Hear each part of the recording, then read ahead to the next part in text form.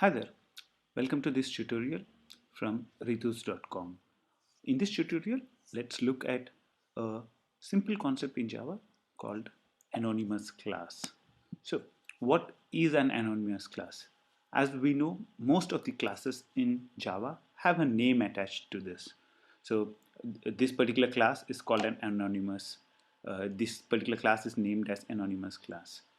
The superclass for all classes in Java is object. The name of that particular class is object.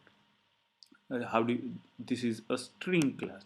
So almost every class in Java has a name. However, there are a few classes in Java that you can create without using a name, and those classes are called anonymous classes. So anonymous class is basically a class which doesn't really have a name. So let's try and create a class which doesn't have a name and see what happens. Let's now look at a simple example that we have. We created an array of objects. There's an apple, there's cat, and there's boy. And what we want to do is sort this array. The way we want to sort is in reverse order. So what we want to do is we want to sort this in such a way that when I sort it, cat comes first, boy comes next, and apple comes next. So I don't want to sort in the ascending order, but I would want to sort in the descending order. So I would want to start from Z and come down to A.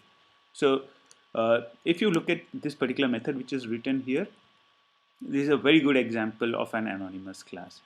So if you look at this, the way it's done here is we are creating a new instance. Comparator, if you look at the class comparator, it's a little bit slow here. Yeah, if you look at it, sorry, it's an interface. So the comparator interface, you need to implement the methods compare and equals. So these two are the abstract methods, compare and equal. So we have to implement these methods.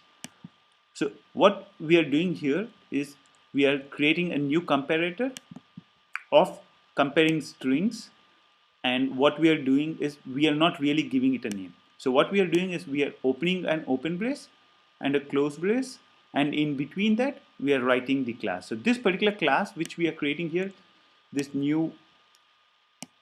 particular class which we are creating here is an is the implementation of the comparator interface, but the thing is it doesn't have a name. So here we are creating a comparator, we are implementing a particular method from the interface, compare method from the interface, and we are saying return string2 dot compare to string1.